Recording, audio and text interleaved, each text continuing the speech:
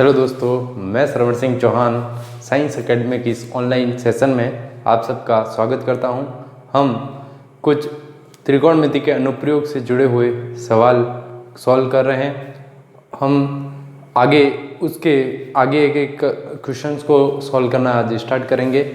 उम्मीद है आप सभी लगातार जुड़े हुए रहेंगे।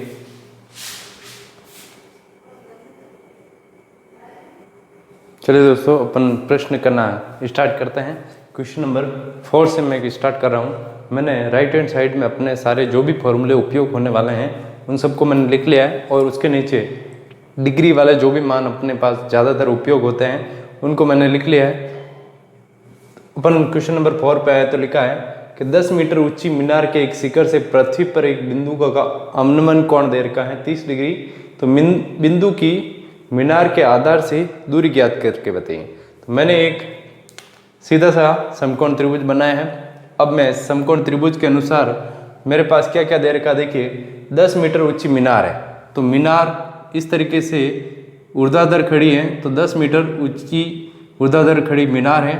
मीनार से कुछ दूरी पर स्थित एक बिंदु है जिसका नाम अपन ने ए दिया है। इस बिंदु की मीनार से दूरी ज्ञात करके बतानी है, अर्थात अपन को आधार ज्ञात करके बताना होगा। अब अपन को कोण कैसा दे रखा है, तो देखिए अवनमन कोण अपन को दे रखा है। और अवनमन कोण कहाँ बनता है, जब अपन मीनार के शिखर पर खड़े होकर नीचे जमीन पर देखते हैं तब अवनमन कोण क्षैतिज के साथ बनता है। अब जब अवनमन कोण यहाँ 30 होगा तो अपन जानते हैं एकांतर कोण के नियम से यहाँ पर भी 30 डिग्री होगा। तो ये कोण और ये दोनों कोण एक जैसे ही होंगे। अब अपन को ज्ञात करना आधार, तो अपन समकोण त्रिभुज एबीसी की बात करें तो समकोण त्रिभुज एबीसी में ज्ञात क्या करना है, ज्ञात करना है अपन को आधार। और अपन को क्या पता है, तो आधार पता करना है और लंब अपन को ज्ञात है। तो अपन जाएंगे कि आधार बटा लंब। आधार बटा लंब क्या होता है, कोट थीटा होता है। आधार का मान ज्ञात करना है, तो आधार क्या है ए बी, और लंब का मान क्या है 10 मीटर, और कोट थीटा का मान क्या रखा जाएगा 30 डिग्री। कोट 30 का मान क्या है, तो कोट 30 का मान अपन ने यहाँ पर नहीं लिख रखा, मैंने tan 30 का मान रख रखा है। tan 30 का व्युत्क्रम कर दीजिए, आपके पास कोट 30 का मान आ जाएगा, अर्थात ए बी बटा 10। यदि tan 30 का 1/√3 है तो कोट 30 का क्या होगा √3 होगा। अब 10 को पक्षांतन करूँगा तो मेरे पास ए बी बराबर क्या आएगा 10√3 मीटर। तो इस तरीके से मेरे पास मीनार के आधार से जब अवनमन कोण 30 डिग्री होगा तो 10 मीटर ऊंची मीनार से उस बिंदु की दूरी क्या होगी आधार, अर्थात 10√3 मीटर।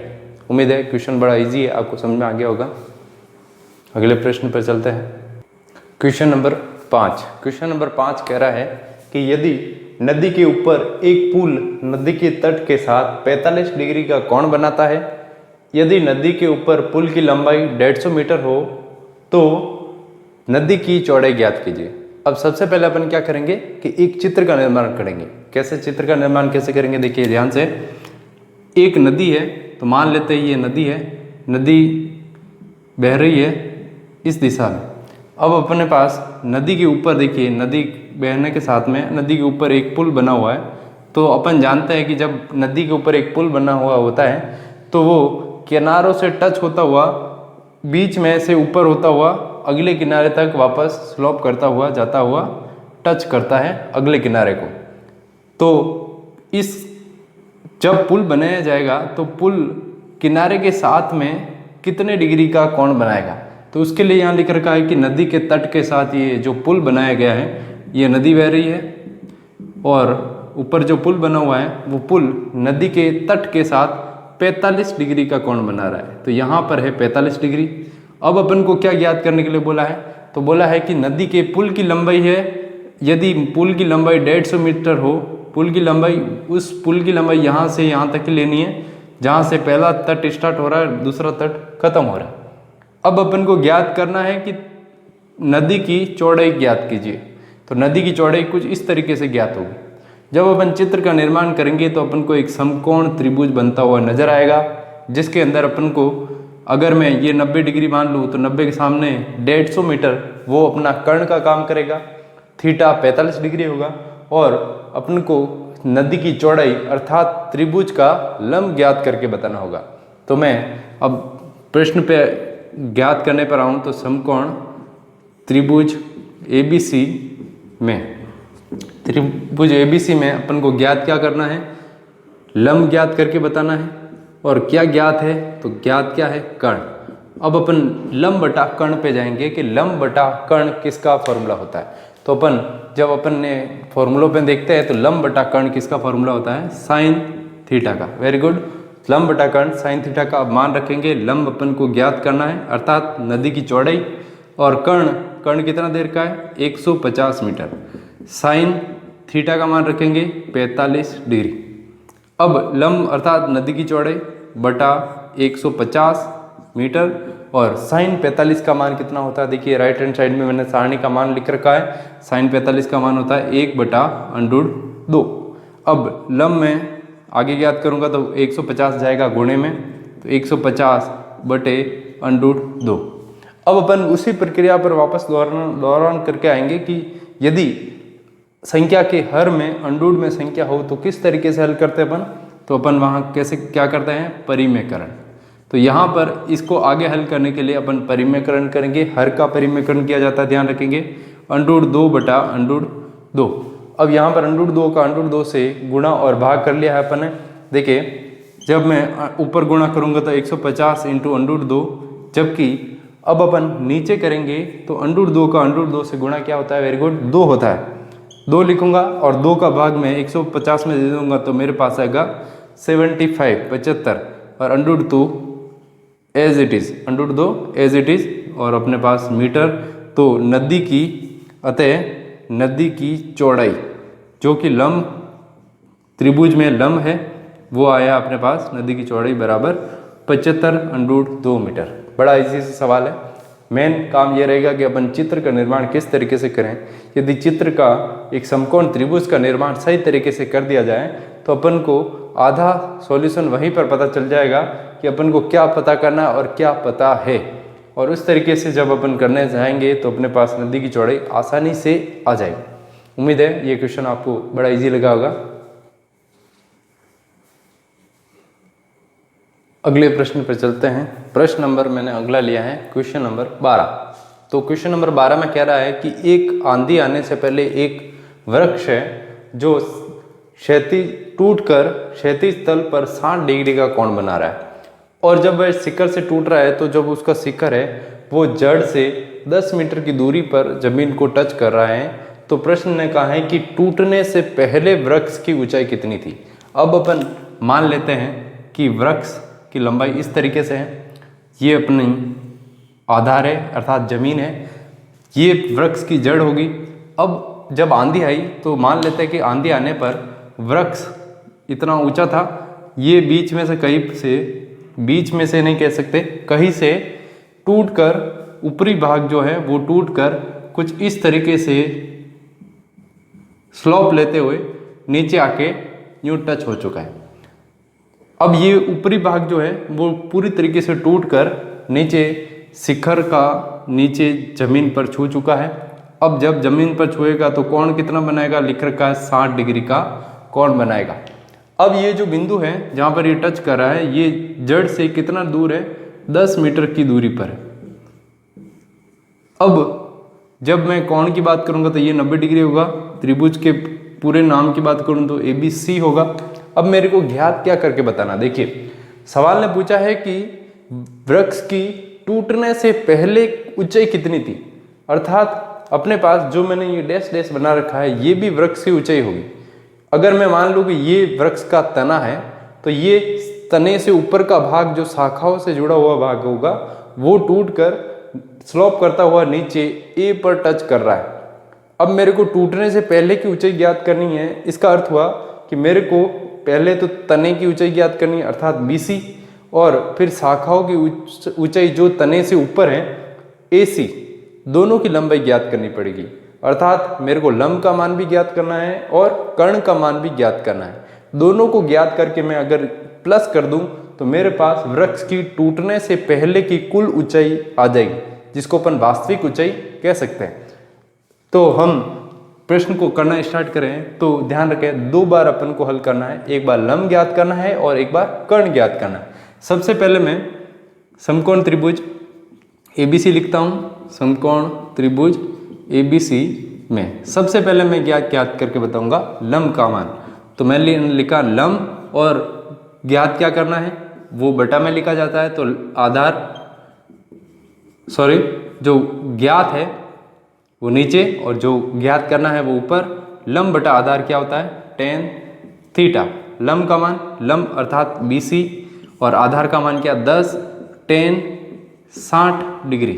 tan 60 डिग्री के मान पे जाऊंगा। tan 60 का मान क्या होता है, मैं जाऊंगा तो अपने पास राइट हैंड साइड में देखिए tan 60 का मान लिख रखा है √3। अब पक्षांतरण करते हुए मैं जब BC बराबर लिखूंगा तो मेरे पास आएगा 10 √3 मीटर। ये तो आई तने की लंबाई, ये तने की ऊंचाई है। तने की ऊंचाई एक तरह से इसको तने की ऊंचाई कह सकते हैं जो लंब का काम कर रहा है। अब मेरे को शाखाओं की लंबाई भी ज्ञात करनी है। तो शाखाओं की लंबाई अर्थात AC ज्ञात करके बताना है। त्रिभुज के अंदर अब मैं पुनः जाऊंगा और पुनः लिखूंगा पुनः समकोण त्रिभुज ABC में। इस बार मेरे को क्या ज्ञात करके बताना, देखिए त्रिभुज ABC में वही लेकर चल रहे हैं लेकिन इस बार मेरे को कर्ण का मान ज्ञात करना है। इसलिए मैंने लिखा क्या ज्ञात करना है कर्ण, और क्या ज्ञात है आधार का मान। आधार अपन को वापस ज्ञात है, या फिर ऐसा भी कर सकते हैं देखिए कर्ण बटा आधार। आधार का मान ज्ञात है ऑलरेडी, और आधार से पहले अगर मैं कहूँ कि अब मेरे को लंब का मान भी पता चल चुका है तो मैं कर्ण बटा यहाँ पर लंब भी लिख सकता हूँ। यदि मैंने कर्ण बटा लंब लिखा तो कर्ण बटा लंब वहाँ पर जाएंगे। कर्ण बटा लंब क्या होगा कोसेक थीटा। अब मैं मान रखूँगा तो कर्ण का मान क्या है मेरे पास ज्ञात करना है, उसको अपन ने AC नाम दे रखा है। लंब की बात आती है तो लंब का मान क्या है 10 √3। अब मैं कोसेक थीटा अर्थात कोसेक 60 डिग्री, थीटा का मान 60 डिग्री ही रहेगा। कोसेक 60 का मान मैं लेकर जाऊं तो मेरे पास किस प्रकार पता चलेगा मान। यदि अगर मैं लंब का मान यहाँ पर नहीं रखूँ तो मेरे पास कोसेक की जगह कुछ और मान आएगा। देखिए कर्ण बटा, अगर मैं वापस आधार पे ही जाऊँ कि कर्ण बटा आधार ही है मेरे पास, तो मेरे पास कर्ण बटा आधार का मान क्या आएगा सेक थीटा। सेक थीटा कर्ण बटा आधार आएगा। अब कर्ण का मान क्या है, कर्ण का मान ज्ञात करना है, उसको इसी नाम लिखना है। आधार का मान 10 है और सेक थीटा अर्थात सेक 60 डिग्री। सेक 60 का मान क्या होगा, सेक 60 का मान निकालने का क्या तरीका है कि आप जाइए कोस 60 के मान पे। कोस 60 का मान होता है 1/2। 1/2 को उल्टा करिए तो मेरे पास 2 उत्तर आएगा, अर्थात AC/10 सेक 60 का मान क्या आएगा 2। अब मैं 10 को पक्षांतरण करते हुए गुणा करूंगा तो मेरे पास AC बराबर क्या आएगा 10 × 2 अर्थात AC बराबर क्या आ गया 20 मीटर। तो AC बराबर मेरे पास क्या आया 20 मीटर। अब मेरे को पेड़ की कुल ऊंचाई ज्ञात करनी है। तो पेड़ की कुल ऊंचाई के लिए मैं क्या करूंगा, यहाँ पर आगे मैं हल करता हूँ कुल ऊंचाई अर्थात पेड़ की कुल ऊंचाई क्या होगी। तो इसके लिए मेरे को BC और AC को जोड़ना पड़ेगा। BC और AC को मैं जोड़ूंगा किस तरीके से, देखिए BC का मान क्या है 10 √3, मैंने लिखा 10 √3 प्लस AC का मान क्या है 20, ये 20। अब अगर मैं √3 का मान पहले भी रख सकता था, अब जाके मैं अगर √3 का मान रखूँ 1.732 और प्लस 20, 10 का गुणा 1.732 से करूँगा क्या आएगा 17.32 प्लस 20 करूँ। अब मैं जोड़ दूँ 17.32 और 20 को जोड़ दूँ तो मेरे पास क्या आएगा 37.32 मीटर। तो इस तरीके से मेरे पास पेड़ की टूटने से पहले की ऊंचाई ज्ञात हो जाएगी। तो एक बार वापस देखें तो पेड़ की टूटने से पहले ऊंचाई मतलब लंब और कर्ण दोनों का मान आपको क्रम से ज्ञात करना है और दोनों को अपन जोड़ दें तो अपने पास पेड़ की कुल ऊंचाई पता चल जाएगी। BC और AC को जोड़ा हल करेंगे तो 37.32 आएगा। इस तरीके से अपन इस सवाल को हल करेंगे। अगले प्रश्न की ओर बढ़ते हैं। प्रश्न नंबर 6। प्रश्न नंबर 6 में देखिए मैंने बड़ा इजी से सवाल लिया है। 2 खंभे हैं, 2 खंभा है, 2 पोल खड़े हैं, दोनों पोल की लंबाई अलग अलग है। एक पोल 14 मीटर का है और दूसरा पोल कितना है 20 मीटर का। दोनों पोल एक दूसरे के समांतर खड़े हैं और दोनों एक तार से आपस में कनेक्ट है, दोनों एक तार से जुड़े हुए हैं। अब दोनों तार एक तार से जुड़े हैं तो दोनों जुड़ने वाले तार की लंबाई कितनी है वो अपन को ज्ञात करनी है। अब सबसे पहले अपन क्या करेंगे, एक चित्र का निर्माण करेंगे ताकि इस सवाल को अपन आसानी से हल कर सकें। तो मैंने पहला पोल बनाया और दूसरा पोल बनाया, दोनों आपस में एक दूसरे के समांतर खड़े हैं। जनरल कॉमन सेंस वाली बात है कि एक पोल की लंबाई 14 मीटर है तो वो कुछ छोटा दिखाई देगा, और दूसरा पोल की लंबाई 20 मीटर है तो वो कुछ बड़ा होगा। ये अपनी जमीन को शो कर रहा है, आधार को। अब दोनों जो खंभे हैं, पोल है, वो अपने शिखर से एक तार से इस तरीके से जुड़े हुए हैं। अब ये जो तार है ये क्षैतिज के साथ एक कोण बना रहा है जो है 30 डिग्री का। अब क्षैतिज के साथ कोण किस तरीके से बनाएगा, देखिए ये क्षैतिज रहेगा और कोण इस तरीके से क्षैतिज के साथ कोण बनेगा, 30 डिग्री यहाँ पर होगा। अब मैं इस त्रिभुज का एक नाम, इन पूरी आकृति का एक नाम रखूँ तो ये होगा A, B, C, D और E। जब मैं इस पूरे चित्र को देखूंगा तो मेरे को एक तो त्रिभुज नजर आएगा समकोण, और दूसरा मेरे को यहाँ पर एक आयत भी बनता हुआ नजर आएगा। अगर मैं इस आयत की बात करूँ तो मेरे पास इसमें DE की लंबाई 14 मीटर है, DE की लंबाई 14 मीटर है, और अपन जानते हैं कि आयत की आमने सामने की भुजाओं की लंबाई बराबर होती है। 14 मीटर केवल DE है, तो इसके सामने जो BC है वो BC भी कितनी होगी, BC बराबर भी 14 मीटर ही होगा। अब मेरे पास जो BC 20 मीटर है, वो 20 मीटर किसकी लंबाई है, पूरे इस पोल की लंबाई है। पोल पूरा कितना है, A से C तक है। मेरे को त्रिभुज चाहिए और त्रिभुज की भुजाओं की लंबाई चाहिए, इसलिए मैं इस AB का मान ज्ञात करूंगा। फिलहाल मेरे पास जो पोल है वो A से 20 मीटर लंबा है। मेरे को त्रिभुज का लंब चाहिए, त्रिभुज का लंब A से B तक है ओनली। मेरे को A से B तक अगर ज्ञात करना है तो मैं 20 में से 14 को माइनस कर दूंगा तो मेरे पास आएगा 6 मीटर। कैसे देखिए, 20 मीटर पूरा है, 14 मीटर ये है, तो अपन ने बोला है कि आयत की समांतर भुजाएं बराबर होती है तो ये भी 14 मीटर होगा। अब मैंने 20 में से इस पूरी बड़ी लंबाई में से इस 14 को माइनस किया तो मेरे पास AB का लंबाई आ रहा है 6 मीटर। अब बात करें कि लंब का मान तो हो गया 6 मीटर। अब अपन को ज्ञात क्या करना है, तो तार की लंबाई ज्ञात करनी। तार की लंबाई अब त्रिभुज में कैसे शो हो रही है, AE के रूप में, ये कर्ण के रूप में तार की लंबाई शो की गई है। तो अपन को कर्ण का मान ज्ञात करके बताना है। लंब का मान ज्ञात है, कर्ण का मान पता करना है, थीटा है 30 डिग्री। ओके, अपन स्टार्ट करते हैं। तो लिखेंगे सबसे पहले कि त्रिभुज का नाम क्या है, समकोण त्रिभुज। इस बार त्रिभुज का नाम हो गया है ABE में। अब त्रिभुज में स्टार्ट करें तो अपन को क्या पता करना है, कर्ण पता करना है। और अपन को क्या पता है, तो मेरे बात करोगे 6 मीटर, अपन को लंब का मान पता है, तो कर्ण बटा लंब बराबर लिखेंगे। कर्ण बटा लंब के बाद अपन स्टार्ट करें तो क्या है कि कर्ण बटा लंब क्या होता है, तो कर्ण बटा लंब इधर जाएंगे अपन कि क्या होता है, कोसेक थीटा होता है। अब कर्ण है अपने पास AE अर्थात तार की लंबाई AE, और लंब का मान कितना है, लंब का मान अपन अभी ज्ञात कर चुके हैं 6 मीटर, बराबर कोसेक थीटा पर जाएंगे और थीटा कितना है 30 डिग्री। अब कोसेक 30 का मैंने मान यहाँ पर नहीं लिख रखा है। कोसेक का व्युत्क्रम कौन होता है, साइन थीटा होता है। साइन का व्युत्क्रम कोसेक होता है, कोसेक का साइन होता है। तो मेरे पास साइन 30 डिग्री का मान 1/2 होता है, तो मैं इस 1/2 को उल्टा कर दूंगा अर्थात व्युत्क्रम कर लूंगा, तो मेरे पास कोसेक 30 का मान आ जाएगा। और कोसेक 30 का मान कितना आएगा, 2। अब मैं 6 का गुणा इससे कर लूंगा तो AE बराबर 2 × 6 अर्थात AE की लंबाई कितनी आएगी, 12 मीटर। इसी को अपन क्या बोलेंगे, तार की लंबाई। तो इस तरीके से अपन तार की लंबाई ज्ञात करते हुए AE को और बढ़ेंगे और अपने पास 12 मीटर तार की लंबाई आ जाएगी। तो सीधा देख सकते हैं कि अपना पूरा प्रोसेस इस चित्र बनाने पर निर्भर है कि अपन अगर चित्र का निर्माण सही कर लेते हैं तो अपने पास ये क्वेश्चन को हल करने की प्रायिकता बढ़ जाती है। तो अपन ने सीधे तौर पे गए कि इस त्रिभुज के अंदर क्या ज्ञात करना है, लंब, कर्ण ज्ञात करना है, और कर्ण के बाद अपन को क्या पता है, लंब, तो कर्ण बटा लंब लिखा और कोसेक थीटा बना। कोसेक 30 का मान 2 होता है और अपन ने गुणा करते हुए 12 मीटर उत्तर लेके आ गए। उम्मीद है क्वेश्चन बड़ा सरल लगा होगा। अगले प्रश्न की ओर बढ़ते हैं। प्रश्न नंबर मैंने 13 अगला लिया है। देखिए प्रश्न में लिखा है कि एक अपूर्ण मीनार है और अपूर्ण मीनार के आधार से 120 मीटर की दूर पर स्थित एक बिंदु है। उस बिंदु से फिलहाल कोण कितना बन रहा है? 30 डिग्री बन रहा है। अब जब बिल्डिंग अधूरी है तो अब बिल्डिंग को पूरा किया जाएगा तो बिल्डिंग की ऊंचाई कुछ बढ़ जाएगी।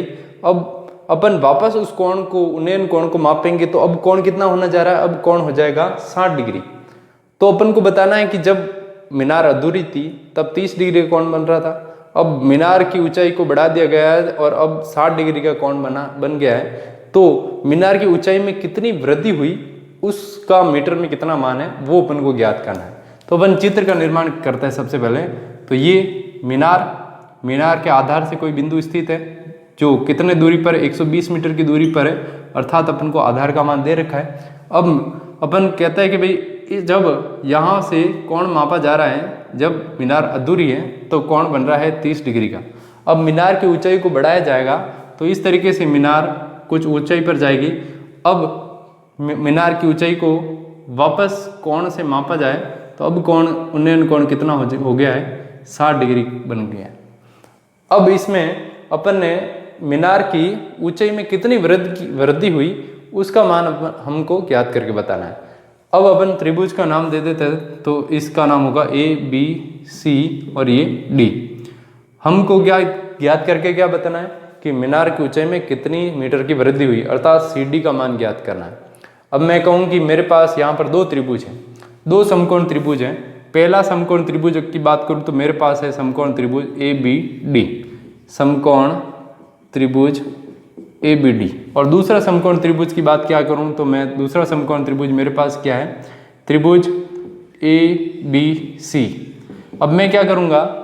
दोनों त्रिभुजों को लूंगा, त्रिभुज ABD अर्थात ABD जब बिंदु D को लिया जा रहा है। अब जब मैं लूंगा ABC तो ABC दोनों के लिए आधार 120 मीटर ही होगा, बस कोण का मान चेंज होगा। जब छोटे त्रिभुज की बात करूंगा तो 30 डिग्री कोण होगा और जब बड़े त्रिभुज अर्थात ABD की बात करूंगा तो कोण लेना आपको 60 डिग्री। अब अपन दोनों में लंब ज्ञात करेंगे और लंब ज्ञात करने के बाद दोनों लंबाइयों का माइनस कर देंगे तो अपने पास मीनार की ऊंचाई में कितनी वृद्धि हुई अर्थात CD का मान आ जाएगा। तो हमारा काम क्या रहेगा? लंब ज्ञात करना दोनों त्रिभुजों में अलग अलग। तो सबसे पहले त्रिभुज ABD में लंब का मान ज्ञात करें तो अपन को ज्ञात करना है लंब बटा में क्या ज्ञात है? आधार। तो लंब बटा आधार, लंब बटा आधार क्या होता है? tan theta. लंब का मान कितना होगा? BD बटा आधार का मान 120 tan थीटा, अर्थात थीटा का मान क्या है? बड़े त्रिभुज को लिया जा रहा है तो 60 डिग्री, छोटे को लेंगे तो 30 डिग्री कोण का उपयोग किया जाएगा जब ABC लूँगा। तो BD 120 बराबर tan 60 का मान क्या होता है? √3। अब मैं 120 का गुणा इससे करूंगा तो मेरे पास आएगा 120 √3 मीटर। आपको √3 का मान रखने की जरूरत नहीं है। फिलहाल आगे बढ़ते हैं और त्रिभुज ABC लेते हैं। अब जब मैं छोटे त्रिभुज पर आऊंगा तो कोण कितना लिया जाएगा? 30 डिग्री लिया जाएगा। इसमें भी अपन को लंब का मान ज्ञात करना है। लंब बटा आधार अपन को पता है बराबर लंब बटा आधार वापस tan थीटा ही होता है। लंब का मान, अब लंब जब मैं छोटे त्रिभुज पे आऊँगा तो लंब नाम चेंज होगा, लंब हो जाएगा BC बटा आधार कितना हो रहेगा? 120 ही रहेगा। tan, अब कोण चेंज होगा, कोण कितना हो रहा है? 30 डिग्री हो रहा है। tan 30 का मान अपन रखेंगे। tan 30 का मान राइट हैंड साइड में दोनों ही मान लिख करके हैं। tan 30 का होता है 1 बटा √3। 120 का गुणा किया जाएगा तो BC बराबर आएगा 120 बटे √3। अब देख सकते हैं यहाँ 120 √3 है और यहाँ 120 बटा √3 है। बटा में जब √3 आ जाए तो क्या किया जाता है? वेरी गुड, परिमेयकरण किया जाता है। तो अपन क्या करेंगे? परिमेयकरण करते हुए √ संख्या हटाया जाएगा तो √3 बटा में √3। मैं हल करूँगा आगे। 120 इंटू √3 अंश में, नीचे √3 का गुणा √3 से क्या होता है? वेरी गुड, √3 का √3 से गुणा क्या होता है? 3 होता है। 3 का भाग अगर मैं 120 में दे दूं तो कितना आएगा? 40 √3 मीटर। तो मेरे पास BC का मान क्या आया 40√3 और BD का मान क्या आया 120√3। अब मेरे को क्या ज्ञात करना है कि मीनार की ऊंचाई में कितनी वृद्धि हुई।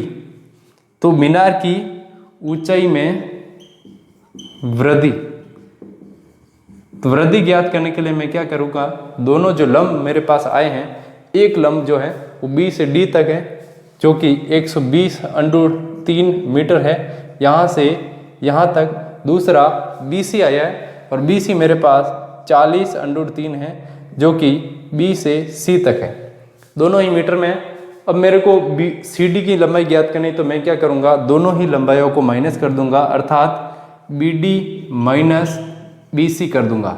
BD माइनस BC अर्थात 120√3 में से 40√3 को माइनस करूंगा तो मेरे पास क्या उत्तर आएगा 80√3 मीटर। तो इस प्रकार अपने पास मीनार की ऊंचाई में वृद्धि कितनी हो रही है, 80√3 मीटर की वृद्धि हो रही है। तो उम्मीद है आज के जो अपने पास अपने क्वेश्चन लिए हैं जो सिंपल से, वो आपको समझ में आ चुके होंगे।